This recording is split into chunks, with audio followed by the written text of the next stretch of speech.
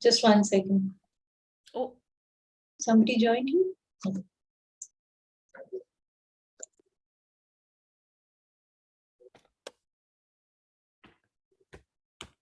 Are we live already?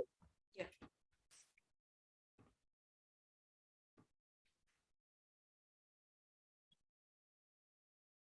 Good evening, everyone. Welcome to the online webinars scheduled by Vidyadan Creative Warrior Online Programs and in association with Global Media Education Council. Today, we are going to cover framing your shot. And why we have decided this topic, because I am sure all of you must have clicked a lot of pictures during Diwali, lot of pictures, and you might have been liking few pic frames, you might not have been liking few. So here we are with a session on framing your shot. So before the next festival come in, you are all set with the how to frame your shot and everything. And today to guide us on framing your shot, we have with us Dr. Ipsita Barat. Dr. Barat is an assistant professor as well as presently heading the Department of Mass Communication and Videography at St. Xavier's College in Kolkata. She has completed her doctoral research at the Department of Film Studies, Jadavpur University, and a postgraduate degree from AKJ Mass Communication Research Center in Delhi. Dr. Bharat's academic research focused on Bollywood, industrial network, and investment in post-millennium Hindi film industry, including film marketing and many more. She was also invited to Toron, Poland, as a part of Isarma's staff mobility for teaching program under Erasmus program in the year 2022. That is this year, and have also been to program instructor for several massive open online courses, initiatives by Ministry of Education. So here we have Dr. Ipsita Barat with us. Thank you so much. It is indeed an honor to be part of this program. Should we begin? Yes, ma'am. And I'd like to mention one thing, that covering this session today will be really a fun, because I am, like I've mentioned, I'm sure everybody clicked pictures during Diwali and are now getting set for the future festivals like Thanksgiving, Purnima, Guru Christmas. Purnima, and then coming to Christmas and winters are peeping in. So really glad that we are covering framing your shot today.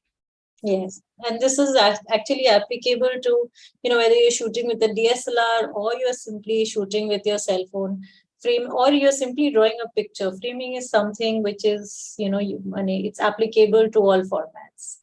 Yes. So, yes. I'll hand over the session to you now. We'll be learning at the back end. Don't want to be a wall between you and your audience. Over Thank to you you. so much. Thank you so much. Is my screen visible? Yes, it's visible. It's visible. Let me see.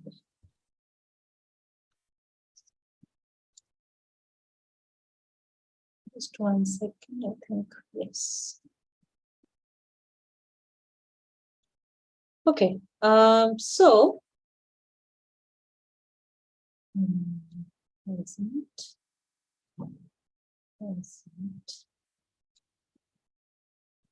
will start with a photograph, and it says that what does a photographer do? Even though I'm using the word photographer, just 1 second, yeah.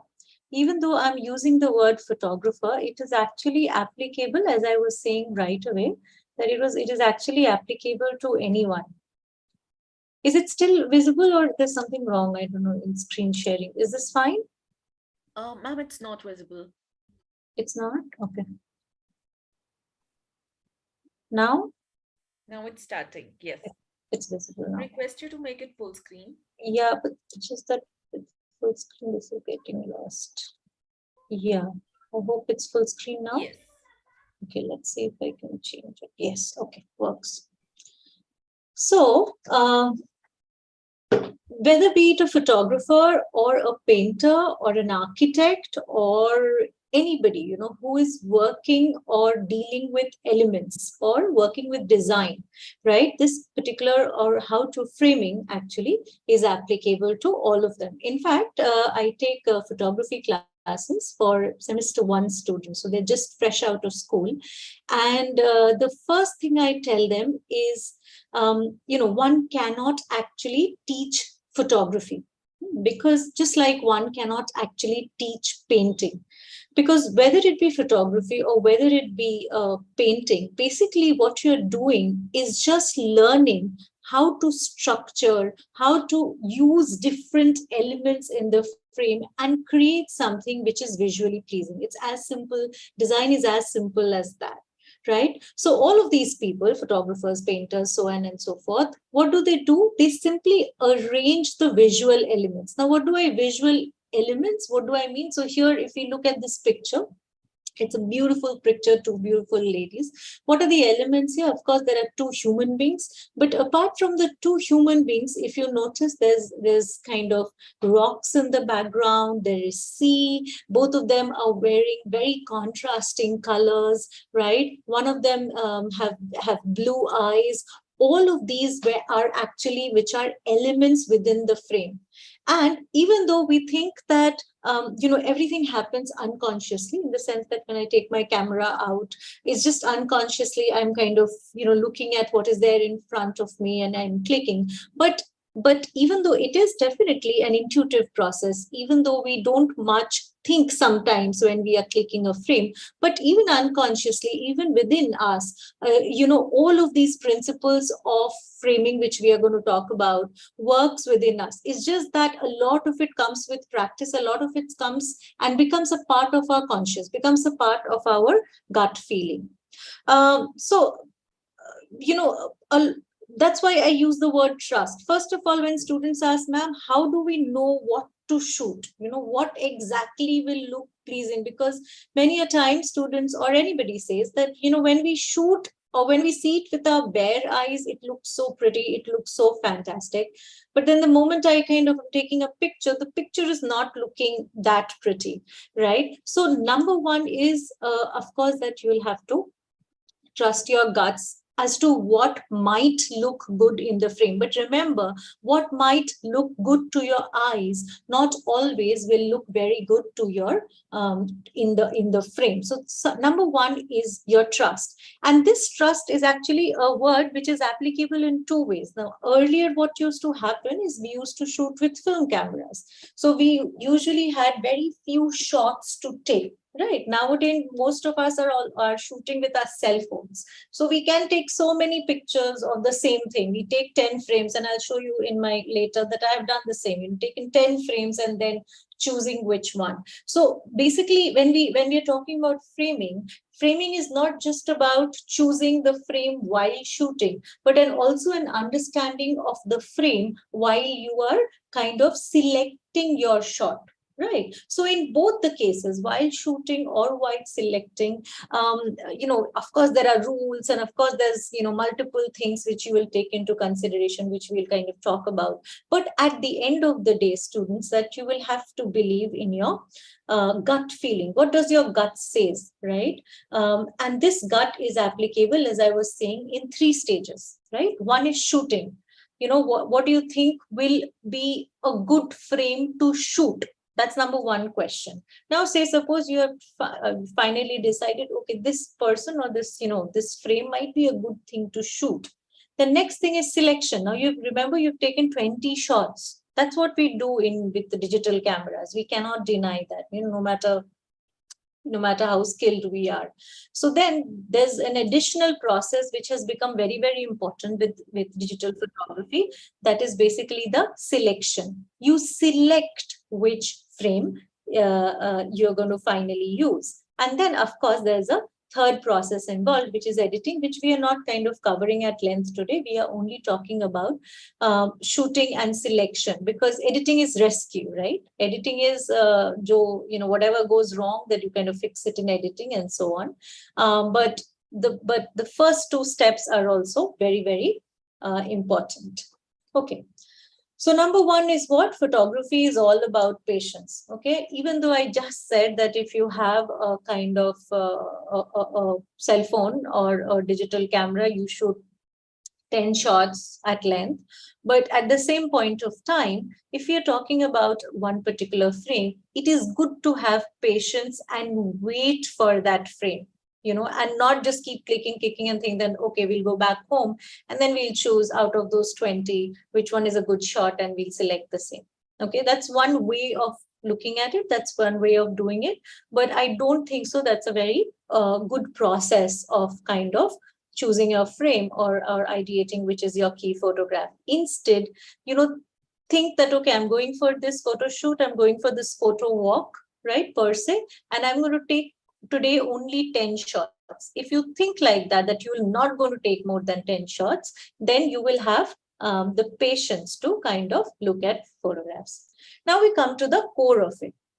Till now, it was all very philosophy that photography can't be taught and so on and so forth. But let's come to the point that, okay, I have a cell phone at my hand. Let's stick to cell phones. And I have to shoot all around me, and I have to take some good frames, as we were just talking about the 10 good Diwali frames. So what are the things I keep in mind, or what are the things which comes to my mind? What is it? How do I get the good frame? So how do I get the good frame is something which I can't teach, or that no one has the answer, but I can tell you a few kind of elements, a few ways to work around it. Number one is frame dimension. First question, right? I'm not sure if my cell phone is visible, whether to shoot vertically or whether to shoot horizontally. This is question number one. Okay. The answer to it is, many photographers say that no, vertical shooting, it's not something which is correct, and we should only shoot horizontally, and so on and so forth. But there is no one actually right answer to it. The only answer to it is you'll have to first think about, where am I going to publish it? Because a lot of us are also photographing for social media per se, right? So there's digital marketing you're pursuing, and so on and so forth. So you're shooting only for Instagram. You're doing a product photography where you don't have to publish your photographs anywhere, but only Instagram, right? Or maybe you're doing it only for Facebook. Or some of you are thinking, no, we'll exhibit the photograph, right, in an exhibition setup. So where is it ultimately that you are publishing will depend, will kind of determine what should be your aspect ratio. And I'm using the term aspect ratio, it sounds very complicated, but it's not. It's just simply the measurement of the length and the height. So when you are shooting horizontally, it is usually 16:9, right? When you're shooting vertically, it's 9:16. It's just the other way around, right? But when you're talking about Instagram, it has aspect ratio like 1:1. So a particular shot, which might look very good in 16:9, will definitely not look good in 1:1, because what you will be eventually doing, you're just cropping the sides, right? So number one is frame dimensions, and for that you will have to think, what is my possible audience? Where am I going to publish it, right? So keeping that in mind, you have to frame. You cannot do that, I'll create one frame and kind of that will be okay with everything. So 16:9, you can please see my screen. 1:1 will give you a very squarish figure. 4:5 is rather a vertical. 2:3, which Facebook stories and all of that has 2:3, and 9:16, which is kind of a fully vertical thing, and 16:9 is landscape. These are the last two are the simple ones, the vertical and the horizontal. So this is very clear that you cannot have one photograph which kind of can be used for all frames. You will have to be definitive about what aspect ratio are you dealing with. Or while you're shooting, only keep in mind, okay, I might need this frame for Facebook as well as maybe an exhibition. So then you will, your frame, basically your ends of the frame, that is something you will calculate in your mind before actually framing. Okay, so next thing is, of course, before I go on to the a little more detailed stuff, simple things. So once you have decided your aspect ratio, so fine, I am going to take a full landscape. The reason I say full landscape, that is 16:9, because usually if you are shooting for publishing, in the sense for exhibition and so on, you more or less ask for a 16:9 format. So once you've decided what format you're working on, say for me it is 16:9, for you it can be different. Few of the very simple things I need to keep in mind. Number one is what? No tilted frames. Now you can see I am just going to show you all bad pictures from now on. Okay, these bad pictures are taken by me during my last few trips, and I have particularly selected the bad ones to explain. And to explain the good ones, there are few here, one or two correct frames, which you can identify very well. And I'll show you some other pictures, but inherently bad frames. So you can understand this is a tilted frame. This definitely won't work, right? You look at the writing. This is again an example of a completely tilted frame. So no tilted frames are allowed, right? Even if you've shot them, discard them immediately during the editing process. Number two, overexposed. You can see that there's an overall halo of light which is there in the entire frame. Absolutely not correct, right? Again, to be discarded. The other end of it, this is underexposed. It's slightly not underexposed, but there can be better examples. Underexposed means that it is not it's not exposed correctly, in the sense it's underlit, it's overlit or underlit. That is some of the frames which you kind of completely discard. So fine, so that's done. So you have the correct aspect ratio, and you have ensured that it is not underexposed, it is not overexposed, or it is not a frame which is tilted, right? Also, I have kind of missed out here on one point. It should not be blurry, right? The focus is something which I'm going to talk about in my next slide also, but it should not be blurry in general. It should not be completely hazy and so on and so forth. Next, we come to focus, or in other way around, we'll also talk about point of interest. When you're shooting, always remember you need to have one key point of interest. We often also call it subject, right? So we say that the frame should have one key subject, like in this photograph, right? We have other elements. Remember, the elements are not just actual things in your photograph. When I say elements, color is also an element, depth is also an element, right? Of course, the objects which are there in the frame are the elements. So here, even though we have number of elements, there's sand in the backdrop, right? There's a lot of empty land in the front. There are three different colors almost. So there's a lot of the sky, right? In sky, there are now two different colors. So there are a lot of elements in the photograph, but your eyes are visibly going to the tree, right? The kind of tree. So you have in this picture, even though there are multiple elements, you have one key point of interest, right? Now look at this picture. Again, an example of a bad picture. Where will you look here? Where are you looking here? There is not one, but there's like so many, whether you look at that particular place where Babylon is written, whether you look at this man who's there in the cycle, or you're looking in the building at the backdrop, you very, when you're looking at it, you will be unsure of where exactly to look at. So this photograph does not have one point of interest, unlike, or one key subject, unlike the first one. So a best definition of a point of interest, or this one also, the photograph has multiple elements. There's trees and there's so on and so forth, but no one point of interest, right?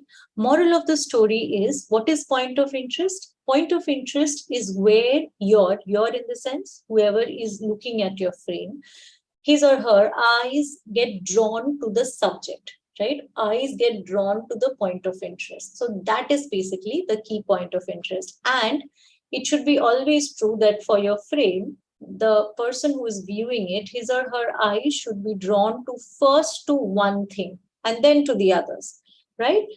In simple words, it's basically make your subject stand out. Now, the question is how to make the subject stand out, right?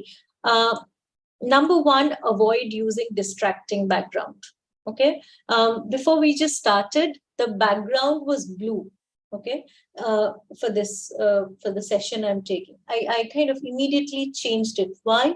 Because the background was such a bright color that the focus would have been gone to the backdrop. Now, that doesn't mean that you cannot use bright colors. It's just that the background shouldn't be something where the eyes get drawn to. The eyes should get drawn to your subject. Okay, whoever that subject need not be a human figure. Next is, these are just ways how which you can, have a definitive one point of interest. I'll show you examples, that will kind of make it clear. Use shallow depth of field. Shallow depth of field means, nowadays is very common, and sometimes your phone cameras kind of have a special mode for that, that the foreground, so foreground and background, foreground is in focus, right, which is sharp and all, and the background is blurry, right? And we love those kind of photographs. Okay, why we love those kind of photographs is also because in those photographs there is one key subject, right? And that subject is basically in focus. So there are other elements in the photograph, but your eyes are kind of not going to them. So say, suppose this photograph, let's talk about no distracting background. See, there's background, of course, but our eyes are not going to the background because the background is blurry, right? So this is a photograph where we have one key point of interest and the subject kind of stands out. Here also, even though here there is kind of lines in the backdrop, yet the subject is kind of standing out. And this is because we use contrast. Both the backdrop and the foreground. Foreground is the woman and the backdrop is the lines. They're kind of very, contrasting each other. So contrast is something which can be again used. Then, of course, lighting can be used. Now look at this photograph, such a cute dog. Now here, you might say, but here, what is the point of interest? The whole photograph is kind of a close-up of a dog. In this case, where are your eyes drawn to? At least my eyes are drawn to the eyes of the dog. So that is basically my point of interest, right? And that is standing out because of that glint of light which is there in the eyes of the dog. Without that glint of the eye, maybe my eyes would have wandered somewhere else. So this is a beautiful use of light so that your subject stands out. Sorry, I don't know why this photograph got skewed, but look at this one. Again, how is the subject standing out? Because of the color she's wearing. So the rest is all brown, but my subject, that is my point of interest, is wearing red. So it's standing out, right? Does not mean, again, I repeat, does not mean that my frame will not have other elements. There are multiple elements in the frame, but my subject, my point of interest, whatever I have decided, has to stand out. And how will it stand out? By using any of this, right? There's also leading lines, which kind of is very simple to understand. Sorry, this particular photograph somehow. So I don't know, it's a little blurred, but you can understand. Leading lines are basically when the lines are there which kind of lead your eyes to your subject. So here the subject is dog, but then you can see that there are two lines which are kind of converging at the dog. So those are called leading lines, right? In order to better understand the points which I have just made till now, I'm going to open a particular website. And this name of this website is called, is my screen still visible? Yes. Yeah, the Magnum Photos page. Yeah, it's loading. It's loading. Okay.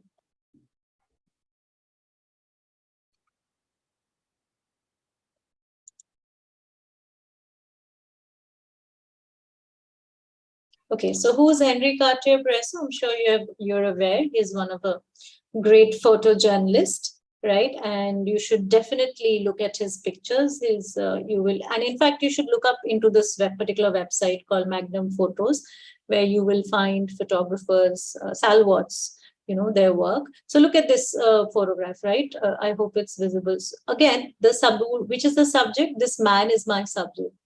but there are leading lines, these lines, right, which are leading my, in the sense, whoever is looking at the frame, my eyes to the subject. Next is again this particular photograph. This is this kind of composition. Again, sorry, I'm repeatedly asking. It's all visible, right? Yes, ma'am. Yeah, great. This kind of composition is called frame within a frame, right? So there is frame inside and there is a frame outside, right? So this is again, here, of course, there is no one child. There's, there are kind of, the frontal, the child with the crutches, that he's my subject, right? But my eyes are kind of leading to a group of children who are at the center. Okay, again, this photo, I'm just kind of just scrolling the photographs for you to see, and then in your mind, keep whatever we have discussed till now.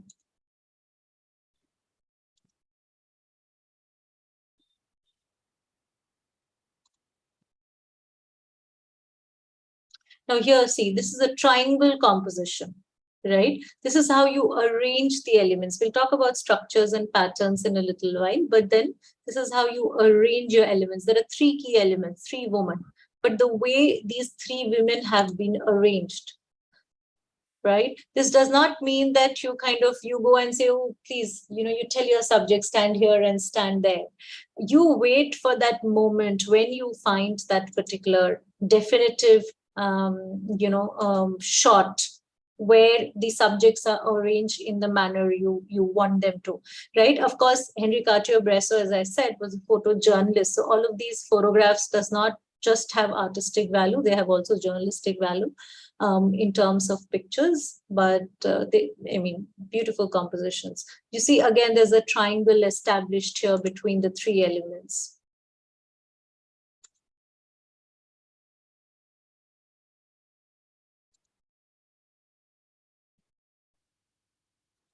Right. So we'll come back to Bresson again, and let's just go back to our presentation.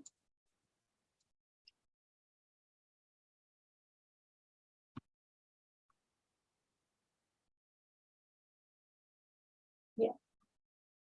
Okay. So once till now, what we have done, we know that we have a frame. We have decided the length and breadth of the frame. We have decided that there's going to be one key point of interest where my eyes will be drawn to. And so now we know that, and that point of interest has to be clearly in focus. But apart from that, of course, there are other elements also in the image. Right now we discussed this color, there's, all the other things in the image, there's contrast, there's so many things which we'll also have to deal with when we are dealing with a frame, not just the point of interest or not just the subject. And this is the thing, these are the things actually which you have to keep in mind while you deal with the other elements. Let's talk about them one by one. Number one is unity, right? You have to know that all the elements in my composition, all the other elements in the composition, do they blend together, right? Now, this blending is not something which can be learned. This is something which the more you see the pictures, right? So there is a lot right now. The internet has opened up avenues for us. You can follow photographers on Instagram. Please go to Magnum Photos and look at the photographs of all the Salwats and so on and so forth. So the more you look at photographs, you'll get a more idea of how to blend all these elements together, how to cook them up. I often say making a frame is like cooking. You add in all the elements. You have to know exactly how much to use each of the elements. And it's also a lot about presentation. Just like you present food, you present your photographs. So it's almost like you're shaping something, you're creating something, even though it is on spot, even though it's not something. Not all photographs are kind of choreographed. Some photographs are choreographed. Of course, when you're painting, you're choreographing. But even if you're not choreographing, you will have to keep that in mind. So number one is unity. Number two is patterns. Any sort of pattern. Right now, I was talking about the triangle. Remember in the photograph. Any pattern. It need not be triangle, circle, square, diagonal. Any pattern will look good. A famous example would be there are a bunch of chairs, right? And the chairs are all scattered in the room here and there. Okay, will that look good? Or if I arrange the chairs in a straight manner, will that look better? Of course, if I arrange the chairs in a kind of particular manner, it will look better to your eyes. So, simple example, any sort of pattern, any sort of structure to your elements will stand them out. Proportion, right? Just like cooking, how much you're increasing the contrast. Some people just increase the contrast too much. So, how much of contrast will I increase, right? So that it doesn't look like jarry.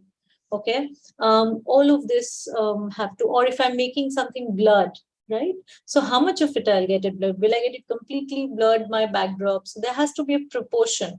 Also, each of these elements, in terms of size and scale, have to be proportionate to each other.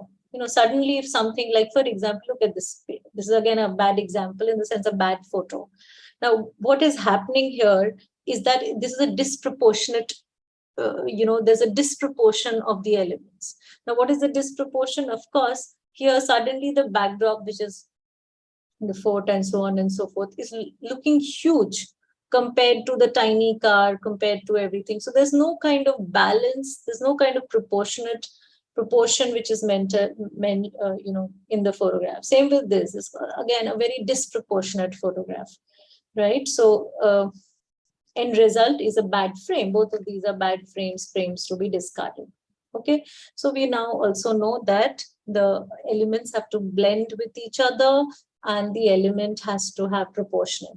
But another very, very important thing is also balance. Okay, what is balance? I'm going to read out this for you, because I think in photography, balance is one of the most important, or sorry, in framing,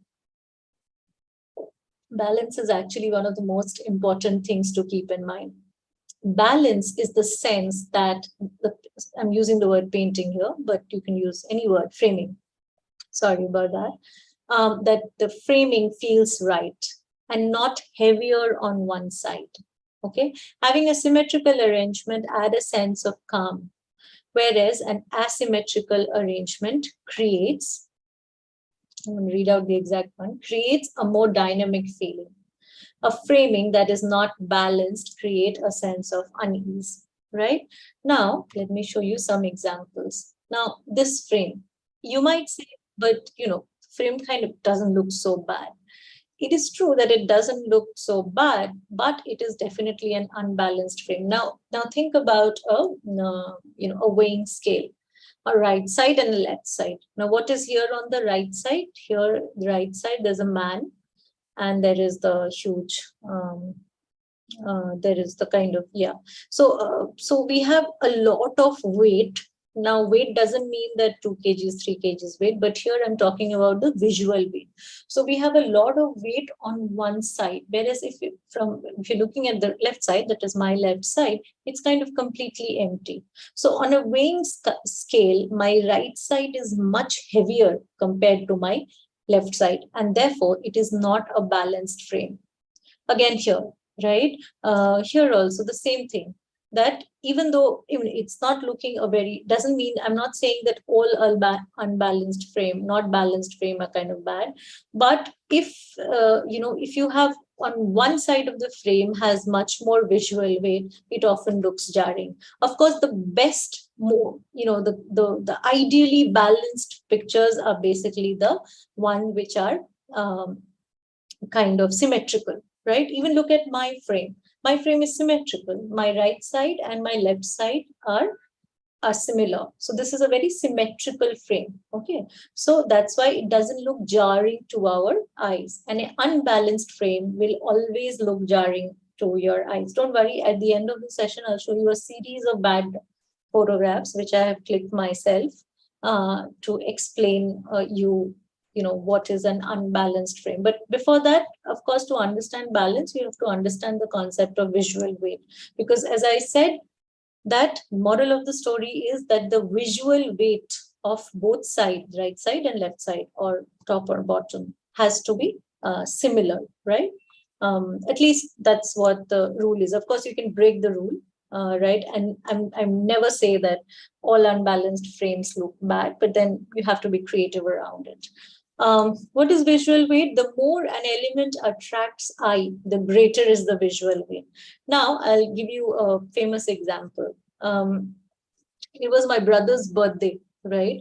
And he was a lanky fellow at that point of time. And he had a friend who was really healthy. Okay. And the friend was wearing a red color shirt, whereas my brother was wearing a maroon, a very I don't remember, I mean, a kind of whitish shirt. Now they were both cutting the cake, and when the pictures arrived, we all said to her that, what exactly happened, because it very much looks like that it's the friend's birthday and not my brother's.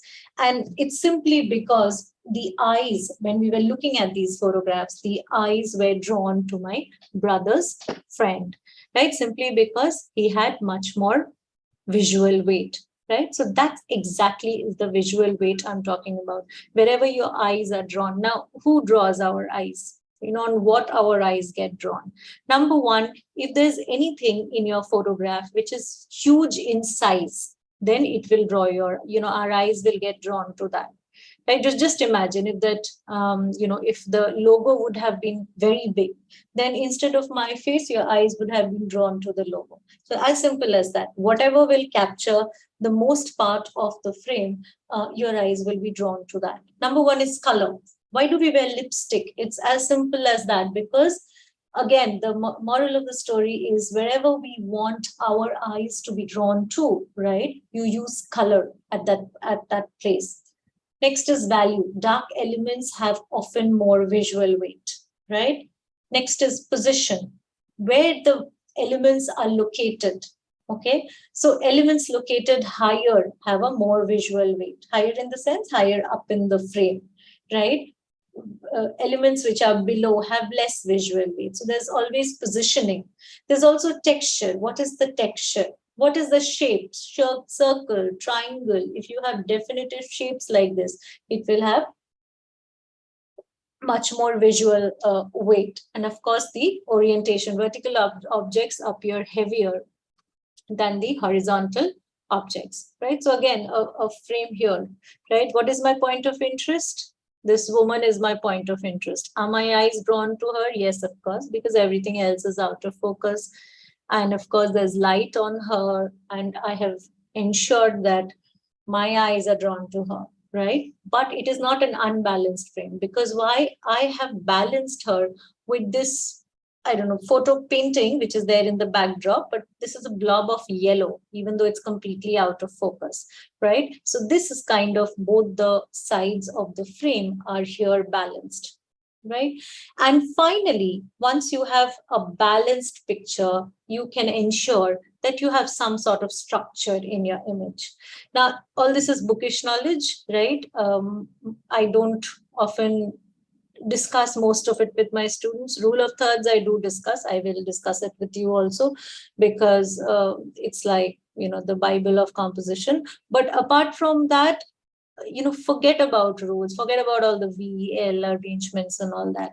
I think you should just simply think that, it's better if all the elements, right, at least all the actual elements, like, the tree, the stone, the person, or there are multiple people. So all of these people, if they can be structured in some sort of pattern, if you can establish a pattern in your image, that will definitely work, right? Also, in terms of structure, easy way to think is that, can I have a point in the image? Simple. See, this is a point, right? Points always work.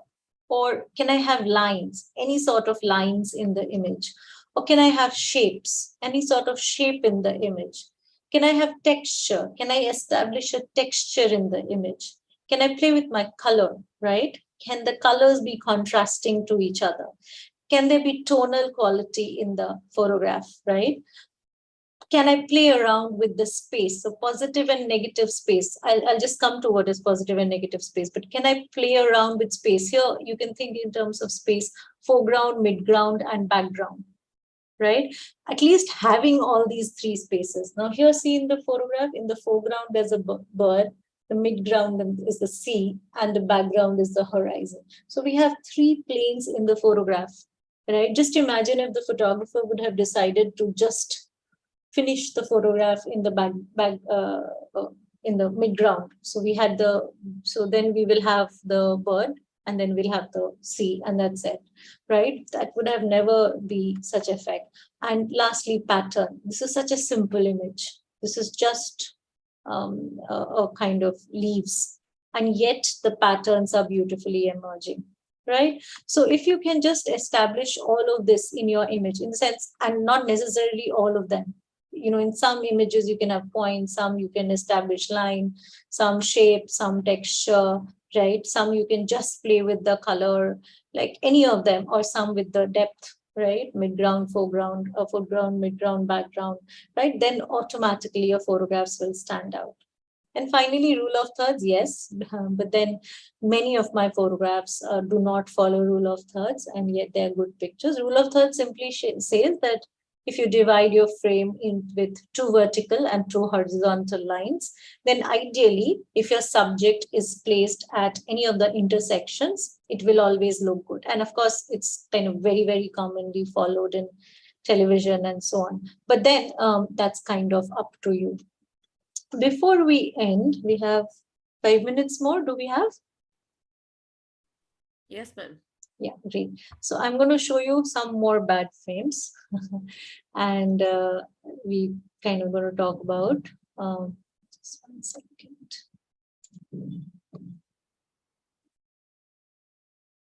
And we are going to talk about what works and what doesn't work. Is my screen visible, the child? Yes, it's a folder. Yeah. Some folder. It's a folder. It's a 1 second. So I'm going to take out multiple pictures, and all of them belong to, sorry, they're not playing. All of them belong to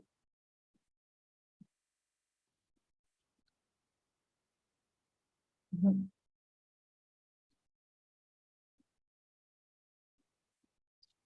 think unfortunately it's not working. Okay, at least that one is not working. Let me see this one.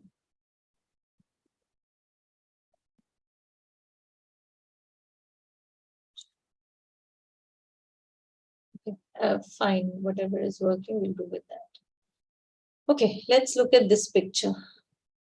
Right? Okay. Now again, there are multiple elements, right? Yet this kind of works somehow. Of course, there's a color problem, tonality problem. But here the point of interest, of course, is the statue of Buddha. But there is also a leading line, which is basically the rope. So the line being established, our eyes are kind of being led to the statue of Buddha, right? So that kind of works. Sorry, half the pictures are done somehow not opening. Okay, again, this one other picture. This is also an example of leading line, right? Where the kind of, where the cave is opening, that's kind of my point of interest, and not the human figure. So you see, first your eyes will not go to the human figure. It will go to that opening. And that's because in a sense, the photograph has established that with the aid of light, number one. And number two, the 2 human figures are kind of pointing there. So there's kind of, the man is kind of leading our eyes to the kind of the opening, right? Again, a same example. I think this is a better example where, again, the human figure is kind of leading our eyes to the opening. See if these work on. Okay, this is an example of a symmetrical frame, right? This is Auschwitz.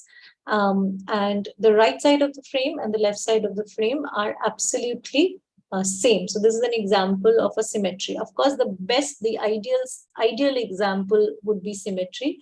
But if you cannot achieve symmetry all the time, there'll be one kind of photograph. Then at least in terms of visual weight, there has to be some parity between the left and right. Now, this is an example. Again, there is kind of lines. There are leading lines. This is a bad example because the subject is not, again, it's somehow the frame doesn't work. Okay. I don't think so. My Spiti folder is at all working.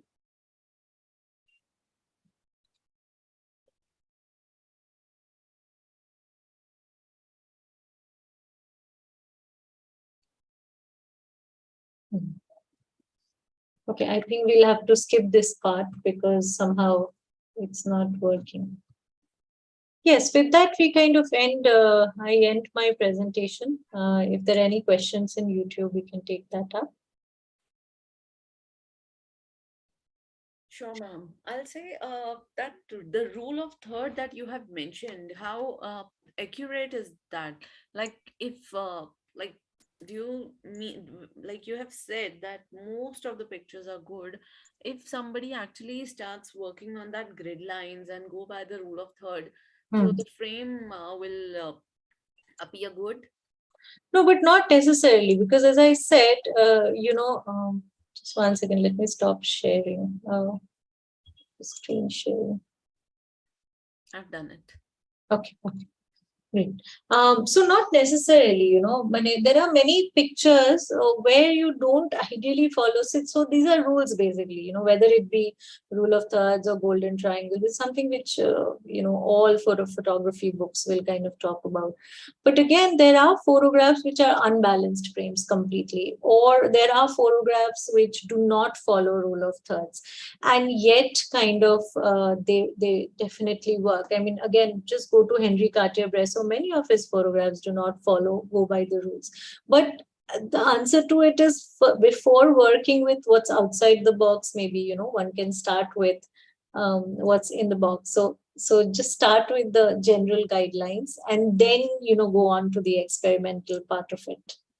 It's like calling, what is good cinema. So what is a good frame is very subjective. You might find a completely non-balanced or frame very good to your eye, but that's also tend to goes towards more of experimentation. So art is like that. Art is very subjective. So it's really subjective. But if something is good, it's pleasing to eyes. And another thing, like we have been talking, truly, I strongly believe that we should have done this session before Diwali. Right. Ma'am, another thing, like if you are talking about a photography, like you have covered the aspects of the frames that required for different social media platforms. But when we come to journalism, they Mm, have to capture a real scenario. Is mm. there any ground rule for journalists as well? No, but for journalists also nowadays it's very different. No, I mean, again, what is your so what usually people do, especially journalists do, because we don't have any more one platform, right? So we might cater to a Twitter video or Facebook or Insta and so on. So you decide your frame in such a manner that you kind of, and you do that calculation in your head, that you're kind of aware that even if I'm putting the frame in, say, an Insta video, nothing will get cropped out. So you have to do that mental calculation in your head and keep the edges of your subject inside the boundaries of that. This problem kind of came up initial also when we suddenly started having 16 is to 9 TV, right? We had widescreen television. But, if things are being shot in, say, 4 is to 3, and then you're kind of blowing up also in 16 is to 9. You can imagine 4 is to 3 and 16 is to 9. So automatically the edges will get cropped up and so on. So the filmmakers also did that. They also started working with their frames so that one, it can be accommodated in a 16 is to 9 format or whatever format as well. So any kind of framing, we'll have to keep that in mind. Okay, so the framing needs to be in mind whether you are a Yes. photographer, like a Or celebrity videographer. photographer, wherever, Yes. or a journalist. Another one question I have, as a photographer, how long will my photograph stay alive? No. Henry Cartier-Bresson, I mean, that's the, this doesn't have any question. And also, I think photography is also, if you're talking particularly about photography or painting, it's also a lot of personal expression. So it shouldn't be always, unless you're doing a product photography or something, which is different. But the kind of photographs which I was dealing with today, a lot of it are completely personal photographs also. So it's also an expression of yourself in the photographs. If so, that's also very important. So there, how many years, the lives and so on, it just becomes very irrelevant. So basically, these are memories which will stay forever. Yeah, the memories, or this is basically, as it's like writing. We write, or we make food. So it's a creative expression of ours. So it's not something which is mechanical. Ki, let's go in the morning and let's go for a photo walk and shoot. So I often tell my students, forget about camera, shoot with your cell phone, keep it in your hands, and the moment you find something, go ahead and try and frame it. So right now, technology is important, but it's also about, it shouldn't be all about technology as well. I agree. With this, I'd like to mention about the upcoming session also. Uh, Here we'll be having internet activism and social movements by Dr. Swati Agarwal. So we'll be discussing this on Monday, that is 31st October at 3:30 p.m. And I'm sure here also we are going to cover many aspects of what is required on social media handles, and of course the photography will come in because that's an integral part of any kind of social movements nowadays. uh, and yes, Dr. Barat, it's really a pleasure meeting you, and this session was really fruitful. Thank you so much. Thank you Well, so much for on inviting. behalf of Media and Entertainment Skills Council and GMEC, Global Media Education Council, I wish to thank you and the entire team of MESC and GMEC who are working at the back end to make these sessions successful. Thank you so much. Thank And you. It's a pleasure. thank you, ma'am. Guys, stay tuned for the Monday session. Now, the Diwali festivals are over, but the celebrations will continue because now in November, December, other festivals are coming up. So, till then, till Monday, take care, enjoy your weekend, and we'll see you on Monday. Bye bye. Bye bye. Bye bye.